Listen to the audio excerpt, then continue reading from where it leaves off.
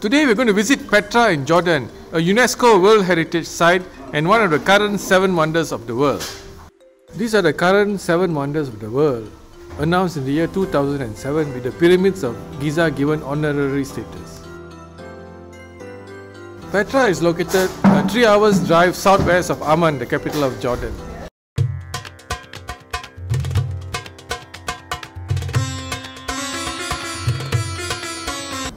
It is not known precisely when Petra was built, but the city began to prosper as the capital of the Nabatean Empire from the 1st century BCE, and it grew rich to trade in frankincense, myrrh and spices. Well guys, in those times Petra was an important trading spot, hence the Nabateans built up the city here. It was an important trade link between the Mediterranean Sea and the Red Sea, between Egypt and Syria northwards to Greece. After Petra was annexed by the Roman Empire, it continued to thrive. Unfortunately, an earthquake in the 4th century AD, coupled with the movement of trade routes northwards, led to the loss of popularity of Petra. Hence, the city was abandoned by the middle of the 7th century. Now, this is the map of the ancient city of Petra, which had a size of 264 square kilometers or 50,000 football fields. And that's the treasury, the most famous landmark in Petra.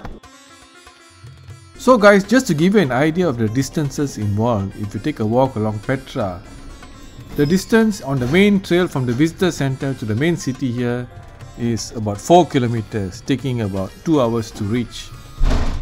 If you want to hike up the all-day trail to the monastery, it is climbing up 900 steps to reach the monastery. Now guys, from the visitor center, it takes 800 meters to reach the entrance of the Sikh. The Sikh's distance is 1.2 kilometers. So it's a 2 kilometer walk from the visitor center to the treasury, taking about 1 hour plus. Cheers. In the year 1812, a Swiss explorer named Johannes Burckhardt set out to rediscover Petra. He dressed up as an Arab and convinced his Bedouin guide to take him to the lost city. After this finding, Petra became increasingly known in the West as a fascinating and ancient city and began attracting visitors and continues to do so today. Petra is also known as the Rose Red City, a name it gets from the wonderful color of the rock from which many of the city's structures were carved. The Nabateans buried their dead in intricate tombs that were cut out of the mountain sides in the city and had temples, a theatre, and following the Roman annexation and later Byzantine influence, a colonnaded street and churches. So guys, we got to go to the ticket office to get our tickets. The cost per entry is 50 Jordanian dinars per entry, or 55 if you take a 2-day pass. This is our guide explaining to us our route. 1,200 meters. Here we make small rest, then we continue to the film Indiana Jones and the Last Crusade was filmed here in Petra, hence the many Indiana Jones gift shops present here.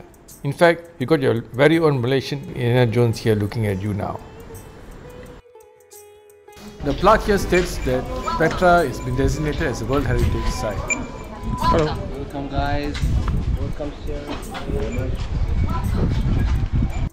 So, although it looked quite sunny, it was nice and cool to walk along the path here because we started our walk in the mornings. Horses here. Horse ride, horsing. Horse riding. As you see, we are being asked to take a horse ride. The cost of the horse ride is actually in the price of the ticket. Unfortunately, you have to pay a hefty tip if you take the horse.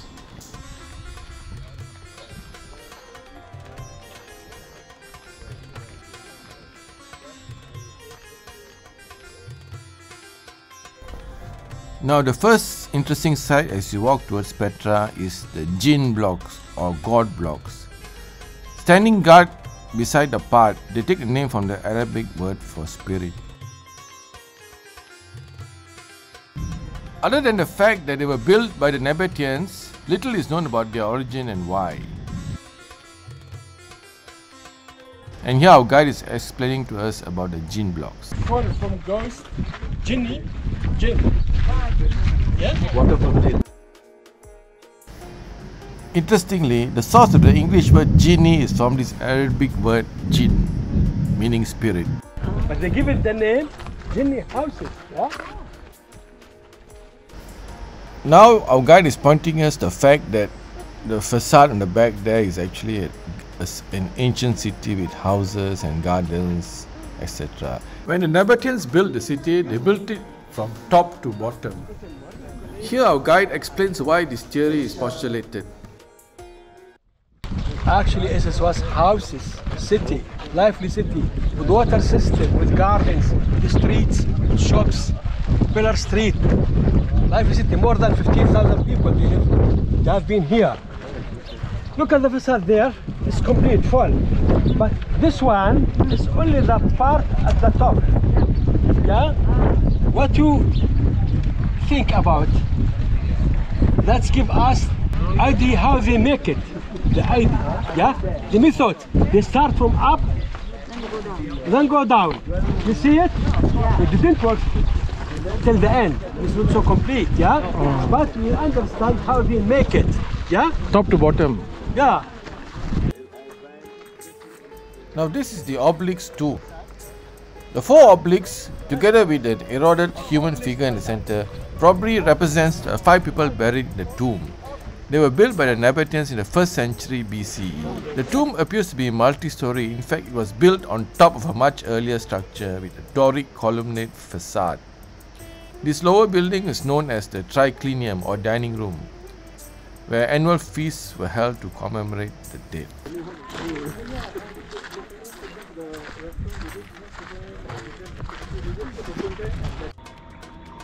The Nabateans proved to be skilled engineers who harnessed the water needed for their civilization to prosper for centuries to come.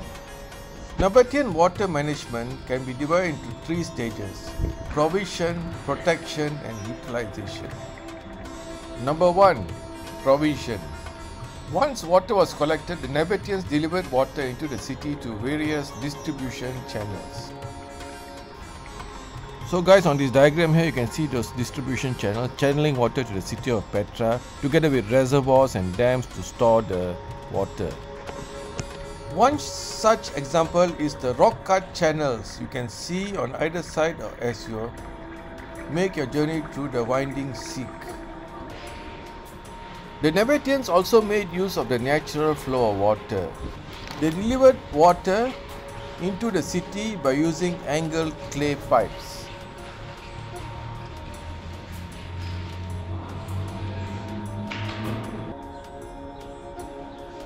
Number 2.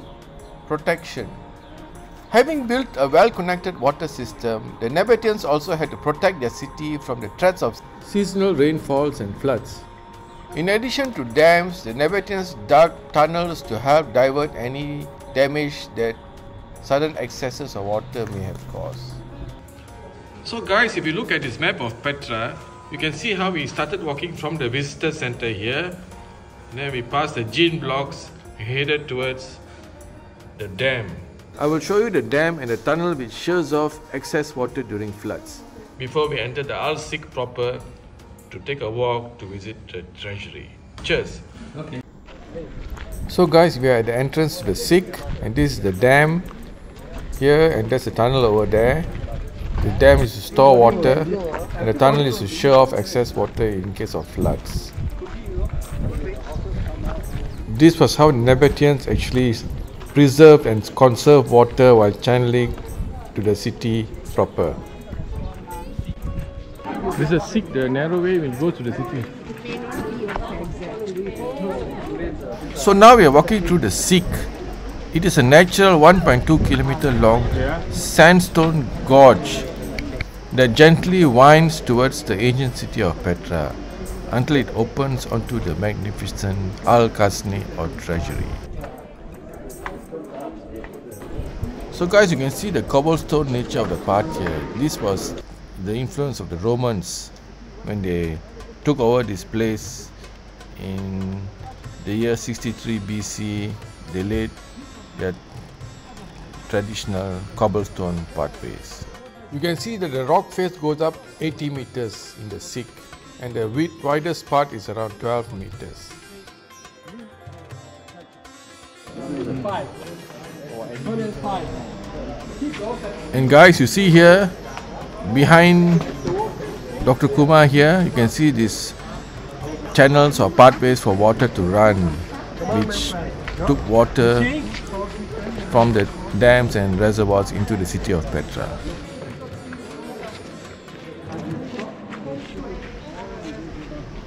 And our guide is showing us these certain spots where the water is collected for animals They need to drink drink water. or give the animals. This point, for example, they can take water from the pipe. Yeah? Oh, Pipe go, but they can open it, clean.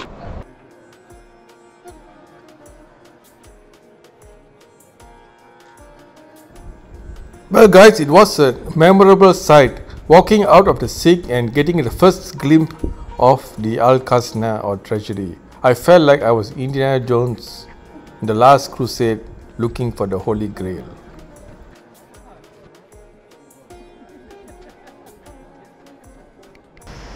The Sikh opens up into Petra's most magnificent facade, the treasury or Al Khazna. It is almost 40 meters high and intricately decorated with Corinthian capitals, friezes, figures and more. Although it's called a treasury, it was actually a mausoleum. It was the tomb of a pharaoh.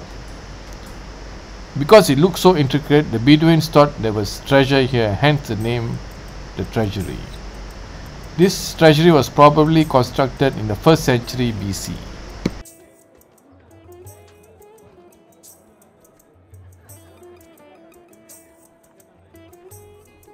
After seeing the treasury, guys, you have to walk through a small narrow gorge before going to see the rest of the city of Petra.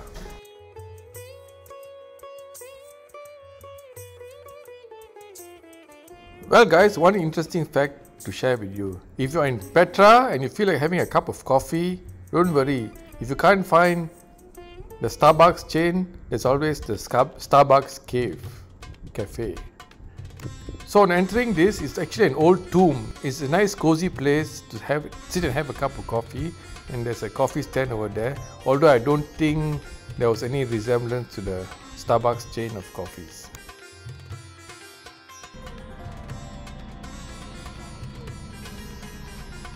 After seeing the treasury and walking through another narrow gorge, we come to the street of facades. This is the name given to the row of monumental Nabatean tombs carved in the southern cliff that lies past the treasury.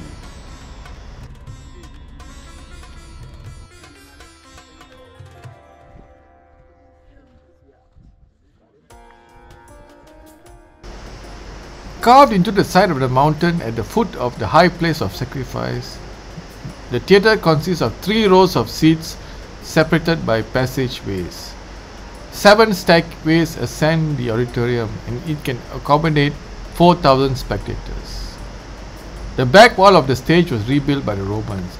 This is the only theatre in the world carved into the rock.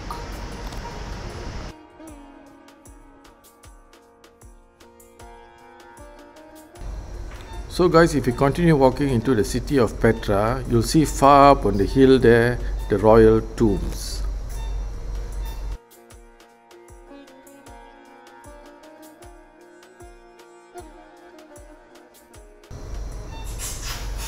So if you look carefully at the royal tombs, passing from right to left, you'll first see the urn tomb, then the silk tomb, the Corinthian tomb, and finally the palace tomb.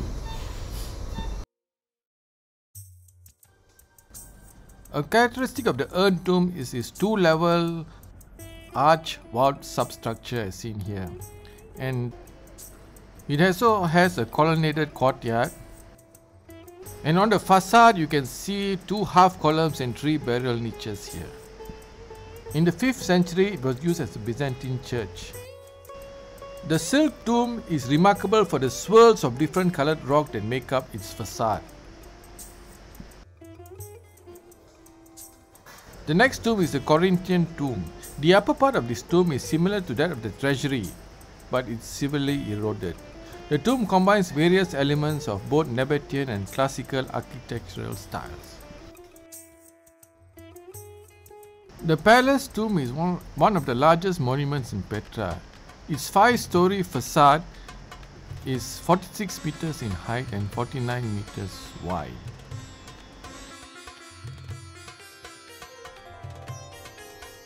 We are now approaching the Nymphaeum. This is a semicircular public fountain near the junction of the Wadi.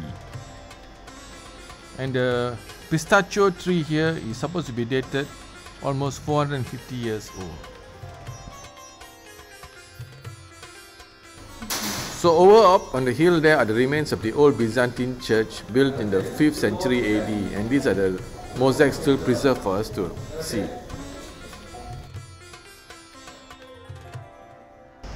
This is the colonnaded street which represents original Nabatean creation, later refurbished during the Roman period with columns. It was supposed to be one of the main shopping streets in Petra. So now we are turning left to enter the Great Temple, which represents one of the major archaeological monuments of central Petra. It is estimated to cover an area of 7,000 square meters. The style and quality of the elaborate temple suggests that the sanctuary was constructed by the end of the 1st century BCE by the Nabateans, who combined their native traditions with the classical spirit. The temple has two levels, the lower terminus or holy enclosure, and if you go up the steps here, an upper terminus, the sacred enclosure. So guys, from this drone shot here you can see how we walk across the city of Petra. We started from the direction of the street of facades and the treasury, which was on the right.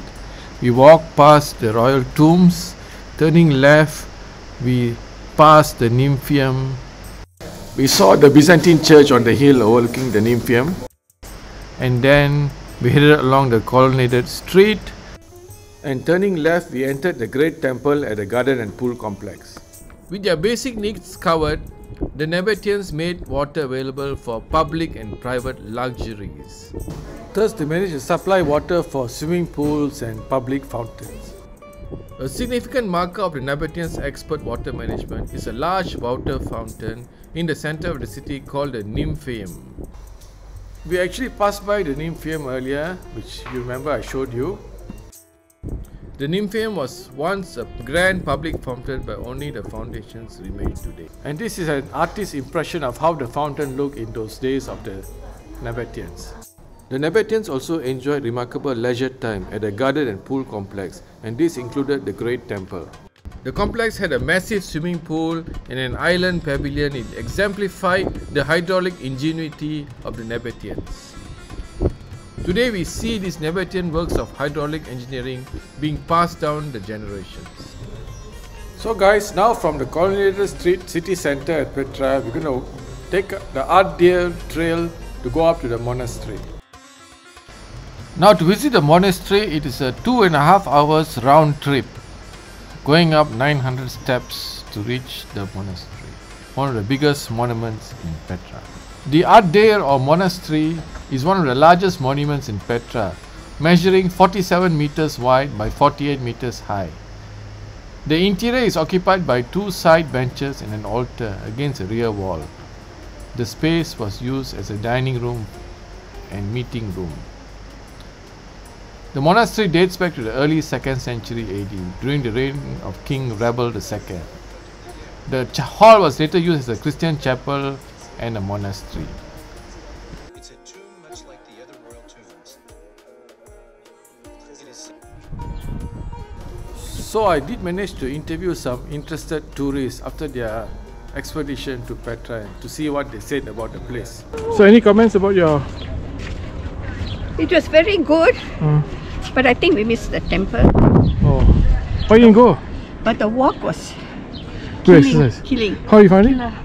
Killer walk. How's the temple? Temple was good. Temple. The But we treasury? Treasury, it's a pity we didn't go inside. No, you can't go inside. Yeah, that's the thing. You walk all the way See, to see that. nice, good. Worth it.